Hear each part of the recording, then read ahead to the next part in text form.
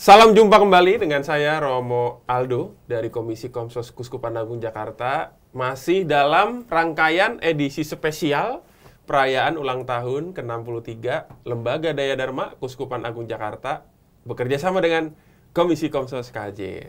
Kemarin-kemarin kita udah ngobrol-ngobrol di episode sebelumnya dengan tokoh-tokoh inspiratif. Nah, di episode kali ini adalah inspiratif dari inspiratif. Jadi ini lebih tingkatan lebih inspiratif lagi karena saya menghadirkan langsung dua tokoh hebat ya dalam perjalanan LDD. Yang satu teman saya, Romo juga dulu sempat satu kuliah bareng. Yang satu akan jadi teman saya juga. Yang pertama adalah Romo Kris Puspo Yesuit dan Mami Yuli. Ngapain mereka di sini? Kita tanya-tanya ya. Jadi mereka berdua sudah ikut terlibat dalam perjalanan LDD KJ. Dulu kita mulai dari Romo Kris dulu. Romo Kris dulu sempat jadi direktur LDD. Sempat ya. Dari tahun berapa, Rom? Lupa gue ya. 2010 sampai 2010 2018 sampai dengan 2021. 3 tahun ya? 3 tahun. 2018 2021. Iya. Gitu. Nah, pertanyaannya hubungannya dengan Mami Yuli ada di sini nih. Mami Yuli ini just info adalah ketua FKWI, Forum Komunikasi Waria Indonesia. Ketemunya dengan Mami Yuli itu disengaja nggak disengaja ya? Itu karena Tuhan. Ya, karena Tuhan. Ketemunya itu tahun 2019 kira-kira ya.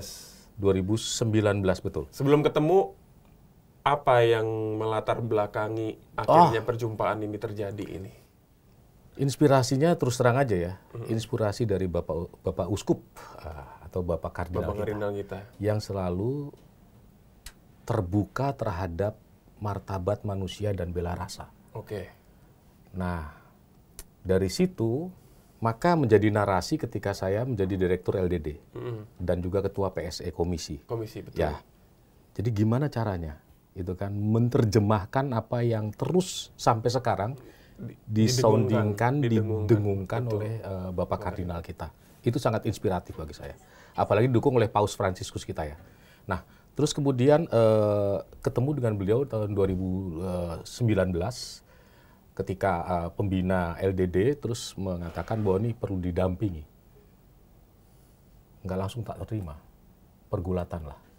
Karena konotasi, stigma tentang waria itu kita tahu sendiri ya. Pasti.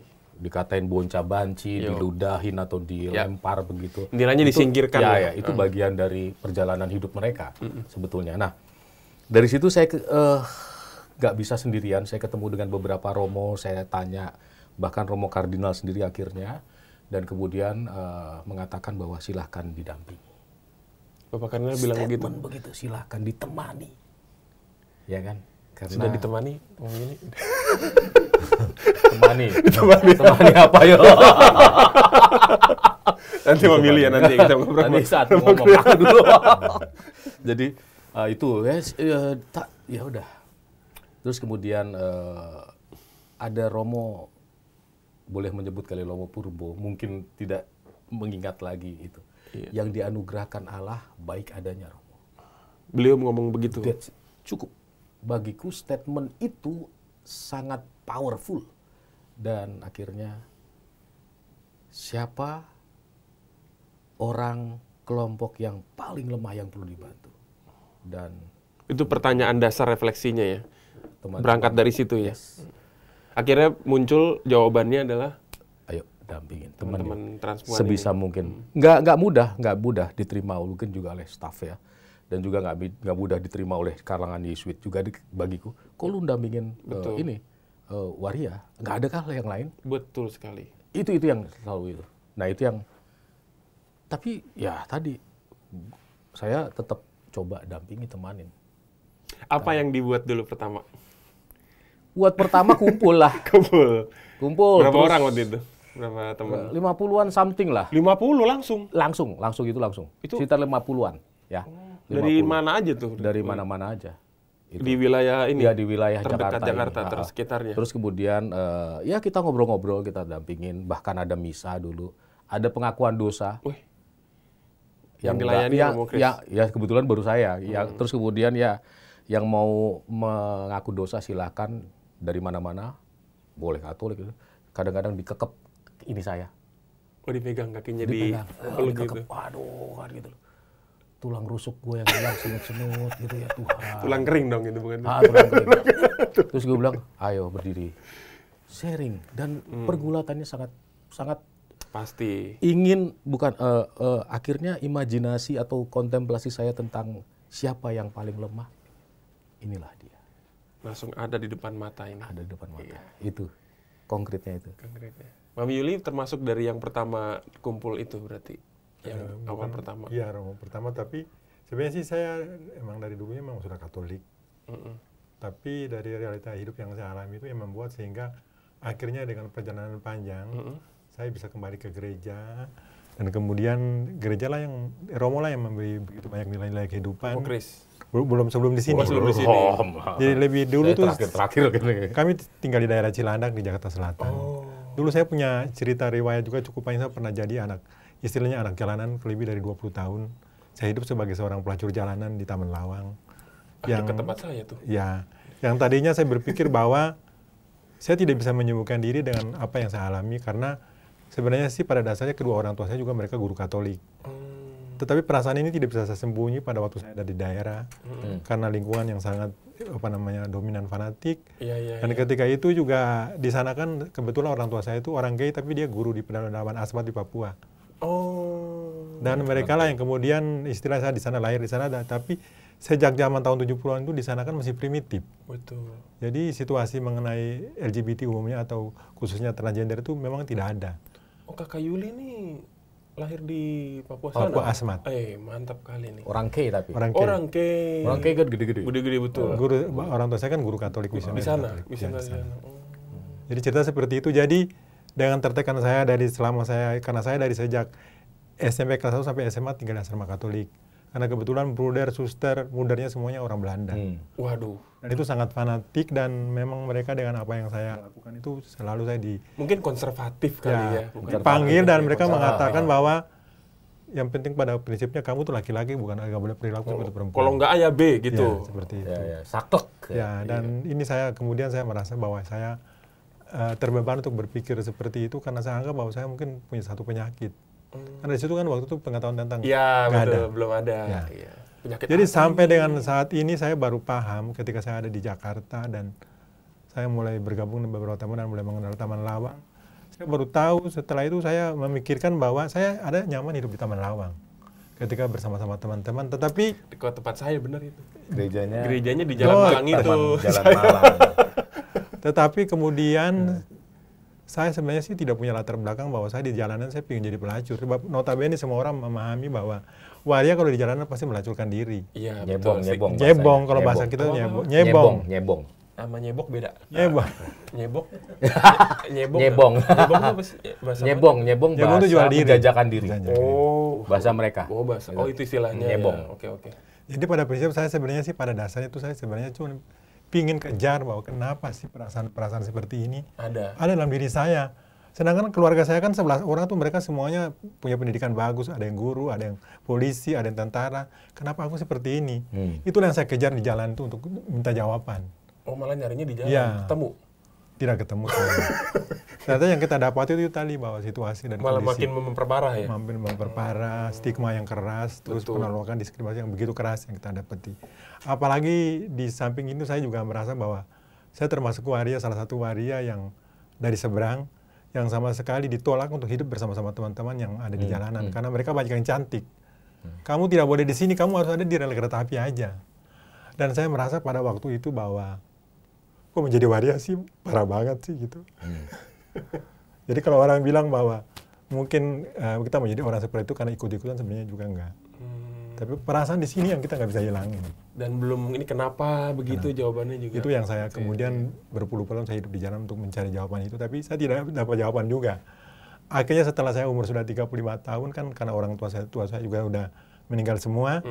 Saya akhirnya pikir saya mau kemana lagi, nggak ada yang mau nolong saya. Betul. Dalam kejadian-kejadian terjepit seperti itu, kemudian saya berpikir bahwa harus kemana lagi. Ya buntut-buntutnya itu terpaksa kita cari Tuhan. Padahal saya sudah sempat marah sama Tuhan berpuluh-puluh tahun bahwa saya tidak mau ke gereja. Buntutnya cari Tuhan, buntutnya siapa nih? Buntutnya itu maksudnya Iya. ujung-ujungnya akhir-akhirnya. Buntut-buntut. Jadi sebenarnya sih kalau kita pikir secara detail, bahwa akhirnya sih pada waktu siapapun juga dia, ketika dia mentok, baru akan tahu kalau nggak bunuh diri ya memang harus seperti itu cari Tuhan.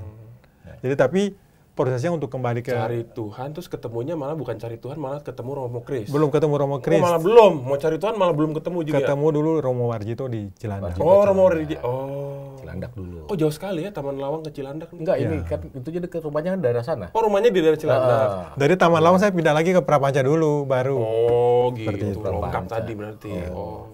Jadi Romo Warjito yang mulai manggil saya dan begitu tadi, kalau kamu mau berubah saya akan nuntun kamu. Romo Warjito bilang gitu. Ya, seperti itu, dan itu juga gak gampang karena Wah, pasti dong. standar saya pada waktu itu saya di jalanan itu udah jadi gangster. Wih. Udah jadi tukang pukul waria karena saya kan tidak punya kemampuan kecantikan untuk jual diri. Ya karena aku punya badan tegap segini ya, gimana kalau jadi tukang pukul aja pada waktu itu tapinya. Mukulin siapa? Mukulin musuh-musuh di jalanan, tamu-tamu yang jahat atau orang-orang. Oh, yang jadi ini Jadi gangsternya. biasanya abis nyebong, tim keamanan. nyebong terus kemudian tanda petik dipakai, dilucutin seringkali. Kenapa waria akhirnya dilecehin malah gitu. ada pisau seringkali itu daripada abis tadi dipakai terus kemudian dilucuti kan. Oh, ini jadi tim Ya, ininya, salah satunya tim ininya. pembelanya. tukang pukulnya lah. Sekarang kan udah enggak. Sekarang enggak. Jadi itu dulu proses yang ini. saya lakukan. Tetapi kembali lagi, sebenarnya segala sesuatu ini kita kembali lagi daripada kehidupan kita yang sesungguhnya dari kecil. Karena dari kecil saya memang dididik secara detail tentang iman Katolik itu memang luar biasa. Jadi itu yang membuat sehingga walaupun saya di jalan, saya tidak bisa merokok, saya tidak mau merokok, saya tidak mau istilah mengganti diri saya ini dengan misalnya contoh suntik hormon atau bisa melakukan operasi, enggak. Karena saya masih takut Tuhan. Karena yang saya kejar itu bukan memang untuk tujuannya untuk mau melacurkan diri, saya kejar itu untuk menjadi jawaban saya ini yang tadi saya bilang tadi. Seperti itu pertama. Kedua, banyak sekali nilai-nilai diajarkan oleh orang tua saya dan mereka di sana termasuk tokoh agama yang memang punya sebagai pendidik yang memang otoritas itu mereka membawa kabar tentang Tuhan. Itu yang saya berpikir bahwa kenapa aku dikasih Tuhan seperti ini hukumannya. Itu tadinya.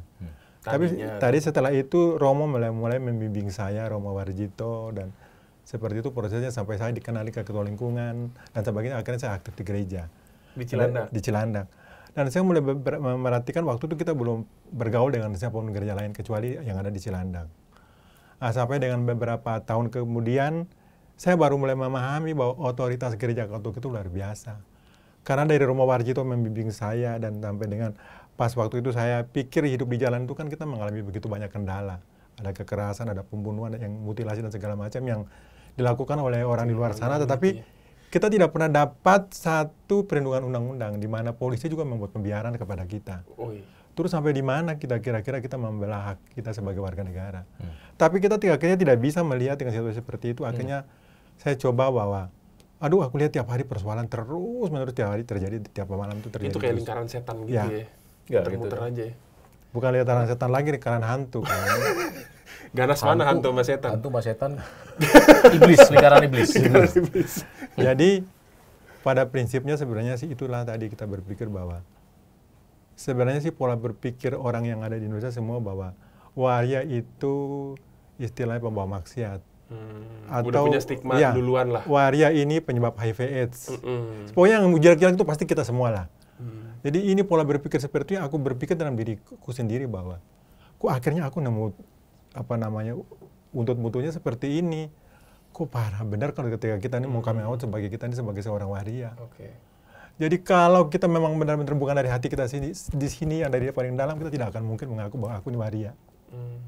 Sebab faktor genetiknya ini yang mendorong saya, yang kemudian udah memang kamu ada di zona ini kamu nyaman. Tapi konsekuensinya adalah kamu sanggup nggak untuk menghadapi berbagai kendala-kendala, terutama istilah penolakan-penolakan yang terjadi. Itulah yang kemudian terjadi sehingga akhirnya saya sudah mentok nih. Mau maju gak bisa, mundur gak bisa, kanan ke kiri gak bisa. Mundur kena. Nah, akhirnya itulah saya ke tempat Romo. Dan kebetulan lewat tangan seorang waria di tukang beca yang ada di Cilandak, dialah yang membawa saya ke gereja. Kebetulan orang Katolik. Dan dia membawa Waria saya ke tukang gereja. beca? Iya, tukang beca. Itu gimana itu? Waria tukang beca? Iya, waria tapi profesinya tukang beca maksudnya. Oh, gitu. Iya. Ya kan masih bisa kelaki-lakiannya kan masih Masih bisa kuat gencot ya. gitu loh. Gencot. Jadi kira-kira seperti itu. Jadi pada prinsipnya sebenarnya Romo, saya sih juga tidak tahu pada waktu itu kebab seputar pergaulan saya di lingkungan itu gereja itu, saya juga tadi punya pemikiran bahwa mereka tidak akan menerima saya. Tapi memang tidak juga. Buktinya memang lingkungan itu mereka care dan mereka merangkul saya. Dan dari sini saya mulai berpikir bahwa untuk bisa mempertahankan diri saya, untuk aku mulai belajar hidup itu juga gak gampang. Karena tadi saya sudah jadi gangster jalanan, udah dapat upeti dari teman-teman. Kemudian aku harus berhenti lagi, terus bagaimana? Mulai lagi dari awal lagi. Dari awal. Tapi Romo bilang, hey, kamu bisanya apa? Aku bisa potong rambut, kamu keliling aja di kampung. Kamu keliling. Logatnya udah mulai keluar. Ya.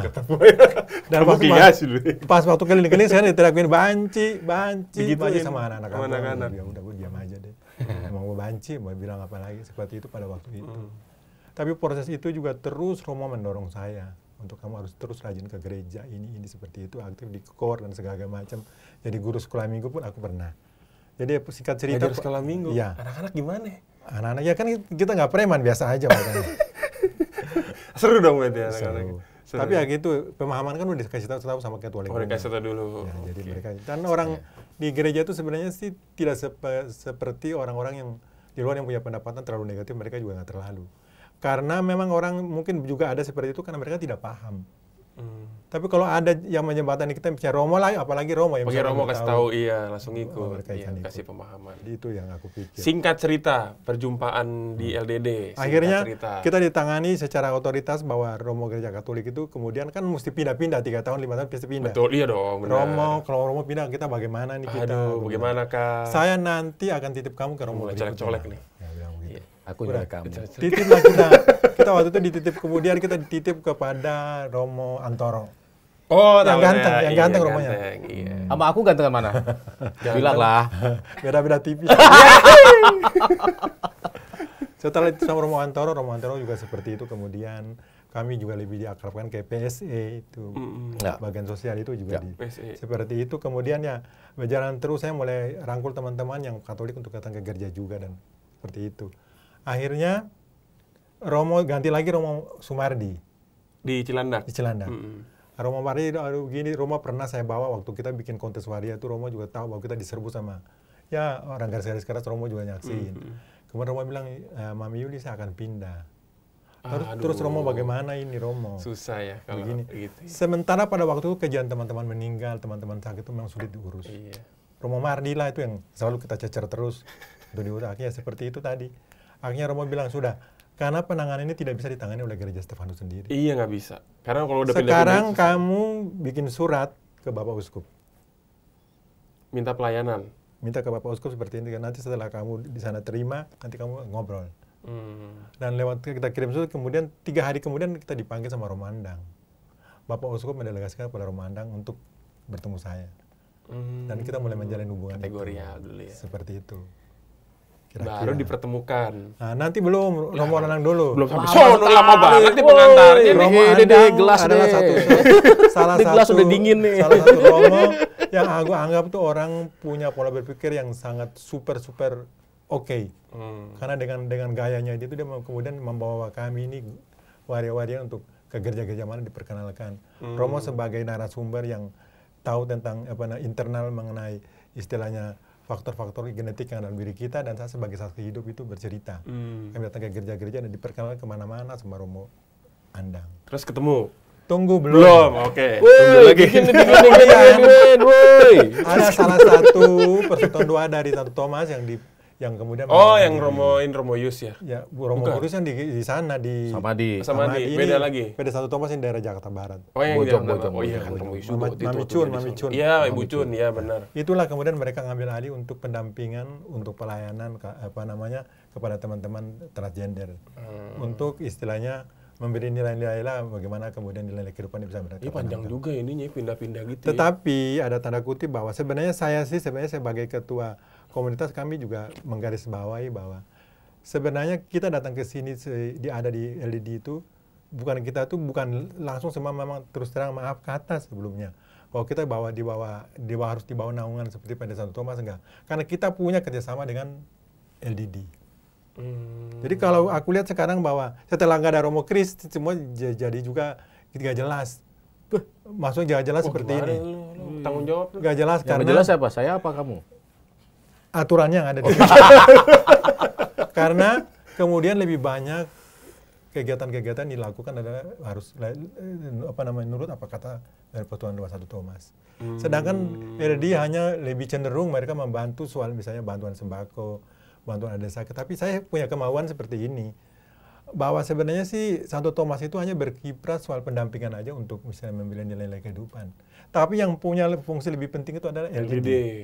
Ya, saya punya mau itu bahwa memang pada waktu itu Romo Kris waktu masih ada pernah berbicara kepada saya juga tanya bahwa sebenarnya tuh kekuatan kita ada di sini seperti kita dengan LDD punya MO itu seperti apa?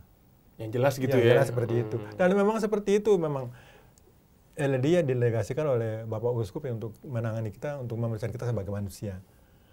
Dan kesininya saya berharap bahwa yang ditangani kan pertama kali sekitar 50, sekarang ada kira-kira sekitar 40, itu kan baru sebagian kecil. Kami di Jakarta ada sekitar 4.000 orang. 4.000? Terus sisanya kemana? Karena kadang-kadang kalau menyangkut misalnya pemberdayaan itu mungkin dalam kata bahwa yang ditangani oleh Peda Santo Thomas itu mungkin seputar mereka yang memang Katolik khususnya. Padahal 85% kan kita non-Katolik.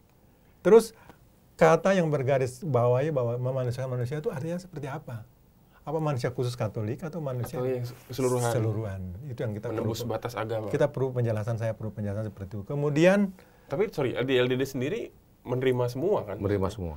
Nggak cuma yang semua. Katolik doang. Ya, kan? Ya. Kayak misa juga kan. Mereka siapa juga mau silahkan gitu loh. Siapapun itu. Kita misa, terus kemudian pengakuan dosa siapapun. Orang kan berdosa semuanya. Iya. Bukan Katolik. Kalau kamu mau, kenapa enggak? Enggak usah pakai tanda salib kan. Ngaku dosa. Iya, ngomong aja gitu. Aja. Jadinya gitu. Seperti teman gitu kan. Karena Allah pun apa ya?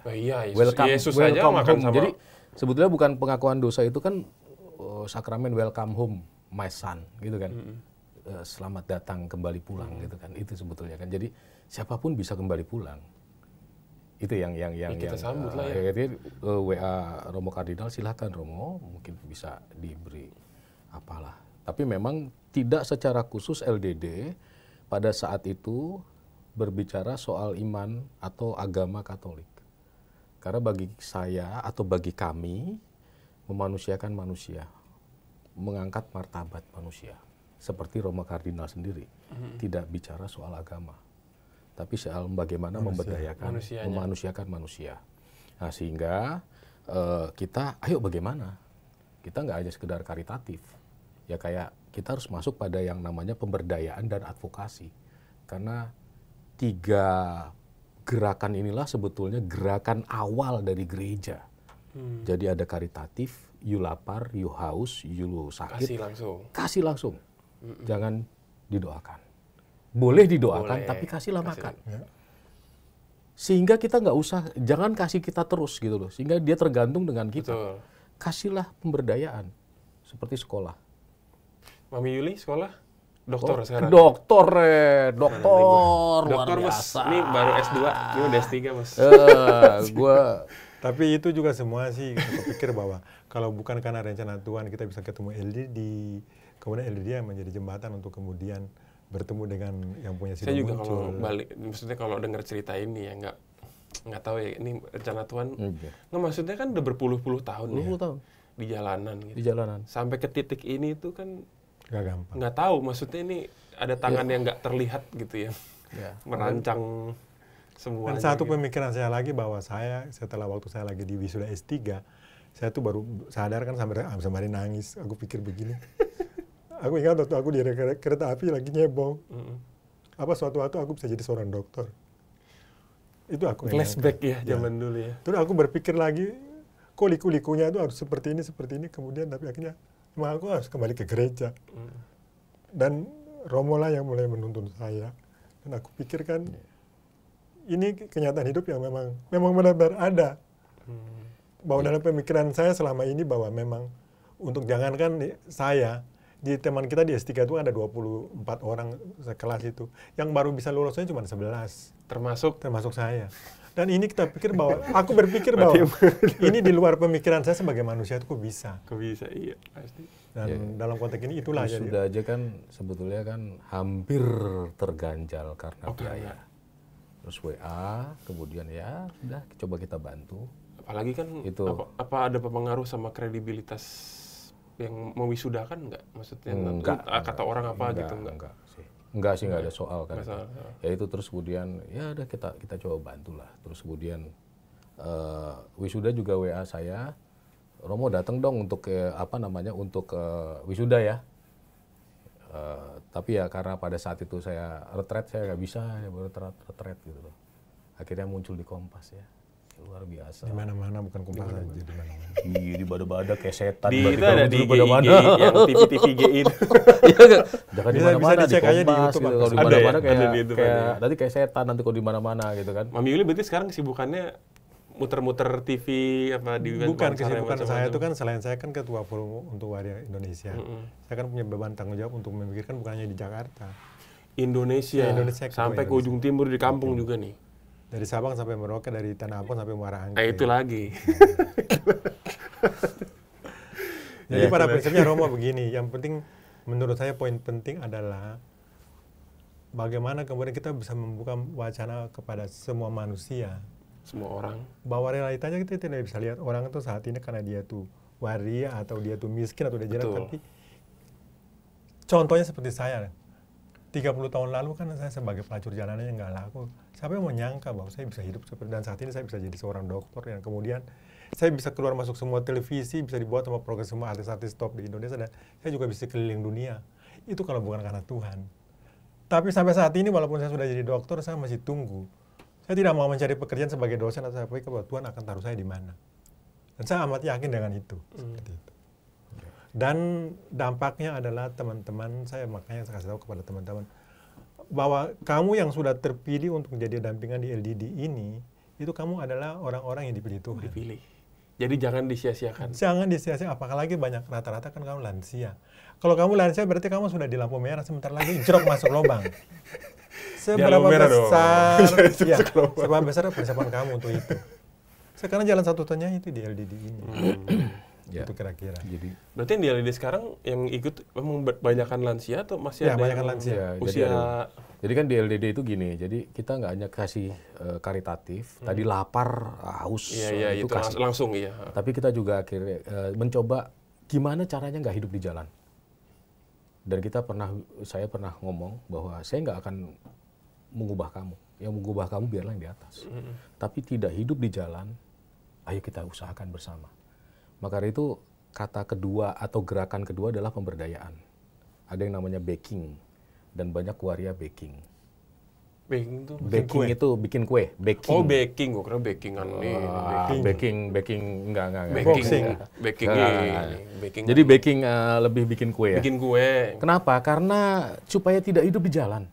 Dan skill sederhana gitu. Dan itu nggak mudah. Dan itu harus saya coba cari bagaimana waria ketika memegang bahan makanan dan kemudian berdarah, itu saya tanya kepada para dokter, tidak ada soal Romo, cuma ada dua, satu hubungan badan seksual, yang kedua transfusi. Maka dari itu akhirnya saya beranikan diri untuk menerima waria bekerja baking cookies, membuat cookies itu. Dan ada beberapa sekarang yang masih nyantol yang jadi mungkin instruktur ya di LDD. Bagi saya cuan sehari 50.000 lebih bermartabat daripada hidup di jalan. Yang seringkali situasionalnya tidak mudah. Bisa menjadi korban dan pelaku sekaligus kekerasan yang ada di jalan. Maka itulah yang kedua ini, pemberdayaan itu yang kita coba kan di LDD. Ya baru sebatas baking sih, sebetulnya pengen ada ide-ide lain gitu ya, sambil melihat situasional. Nggak mungkin kita ngedrop sesuatu ya, tanpa kita tahu, paham situasional yang dibutuhkan oleh kelompok tersebut. Ya itu yang itu. Terus kemudian advokasi sambil juga menarasikan Ada yang dibaptis, saya bilang oke, dibaptis, silahkan lah.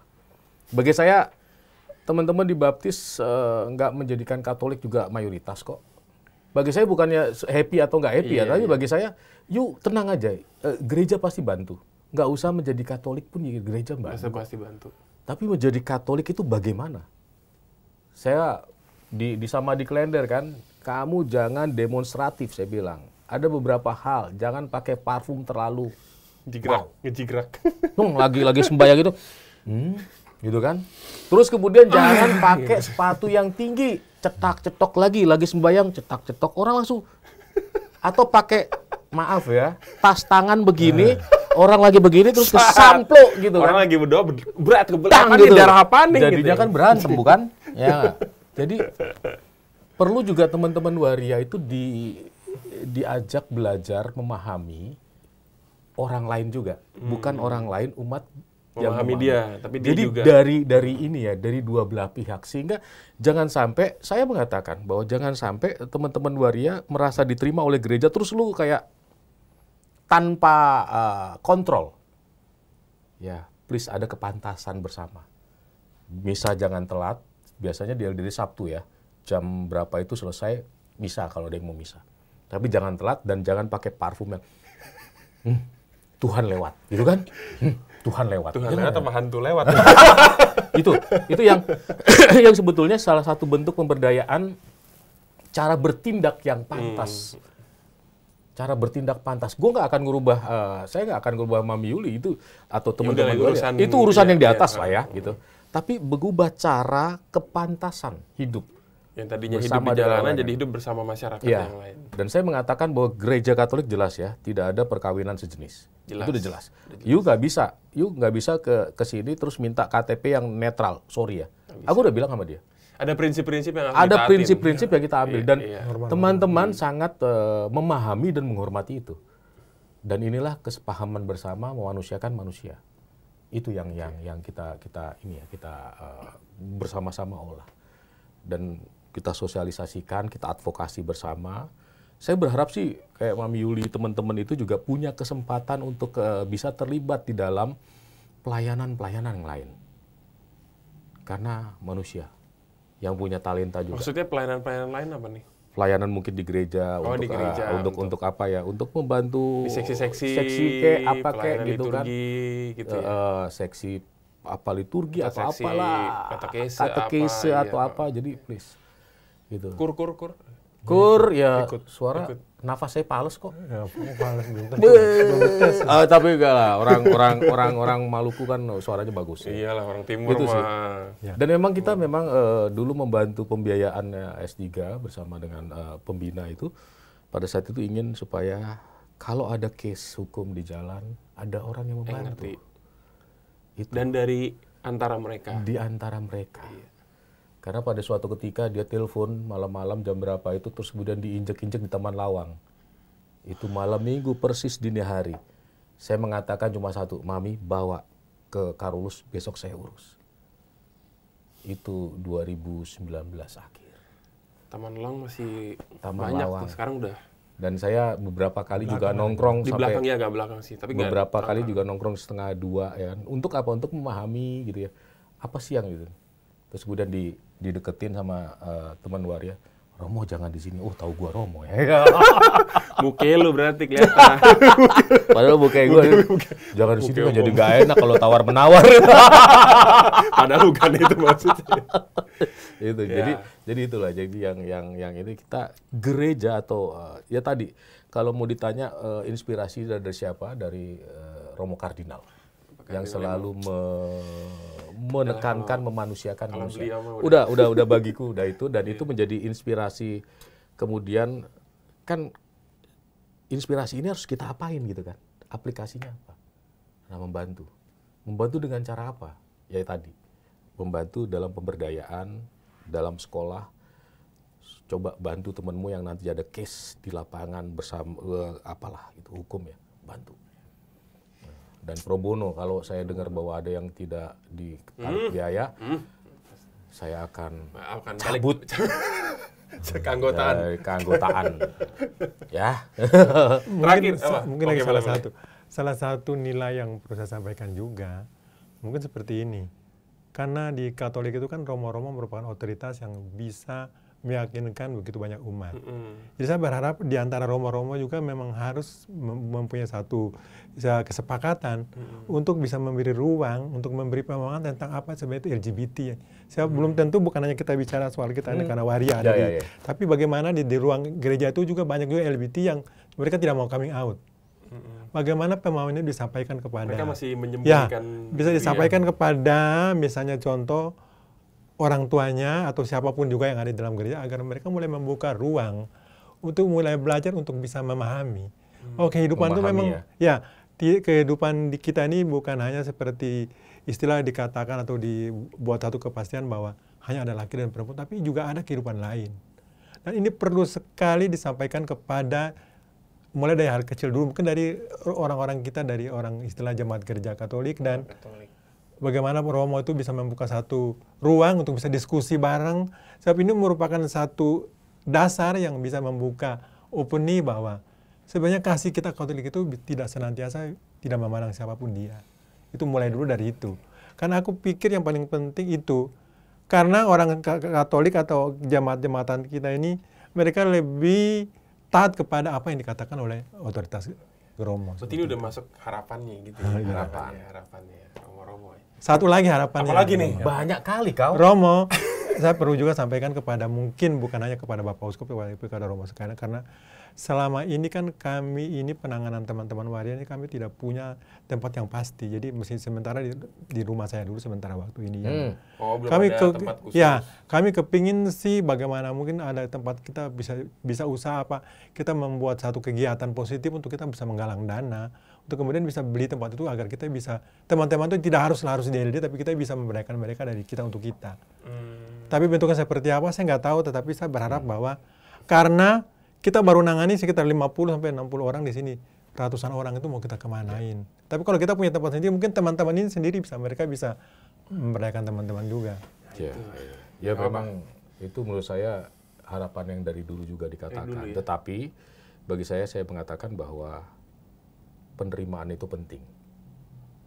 Kalau penerimaan itu belum dengan nyata, jelas, maka rasanya untuk yang itu atau bangun masih mengawang-awang. Jadi gini, menurut saya kata penerimaan itu penting, sehingga perlu juga tadi kalau saya mengatakan teman-teman dari waria harus juga kepantasan hidup ya. Membawakan diri itu yang penting, sehingga memposisikan diri. Bagi saya ketika ini menjadi lain ya, menjadi lebih bermartabat tadi, lebih jangan seperti dandanannya lusuh atau apa namanya enggak, atau hidup di jalan yang berlebihan, atau mungkin stop itu ngelemnya ya macam-macam ya dengan ibon itu kan itu, dan kemudian pokoknya bertindak pantas, benar, dan itu pasti akan pelan-pelan diterima. Titik penerimaan itu adalah mukjizat yang bisa akan mungkin mengubah teman-teman juga waria untuk ya ada wadah, ada ini. Kadang-kadang ya tadi konsistensi juga penting ya, konsistensi untuk berkumpul, untuk ini dan macam-macam. Tapi katanya adalah keberterimaan atau kepantasan dari teman-teman transpuan. Menurut saya waria itu harus berani juga hidup pantas. Menunjukkan bahwa bisa, sebagai manusia gitu ya. Mungkin poin penting adalah kita bagaimana menjaga sikap. Itu mungkin bahasa konkretnya itu. Oke, terima kasih. Kalau gitu nanti kalau dipanjang bisa sampai besok kita kelar. Seru banget sih ini pembicaraan. Ini aja belum pakai nangis dia. Kalau hampir tadi. Udah hampir. Kan udah diancam dari pertama. udah terancam, pokoknya jangan nangis ini kan. Nangis terus. Terima kasih Mami Yuli, Romo Kris atas sharing ininya. Sharing berkatnya, semoga memberi inspirasi buat teman-teman semua yang nonton hari ini. Sekali lagi ya, kita semua siapapun dia adalah anak-anak Allah ya, yang pantas mendapatkan cinta, mendapatkan ruang sebesar-besarnya untuk menunjukkan diri mereka, berdiri, berkembang, bertumbuh, mencapai kesempurnaan seperti Kristus yang sempurna juga. Saya Romo Aldo, terima kasih untuk episode kali ini. Sampai jumpa semuanya. Dah.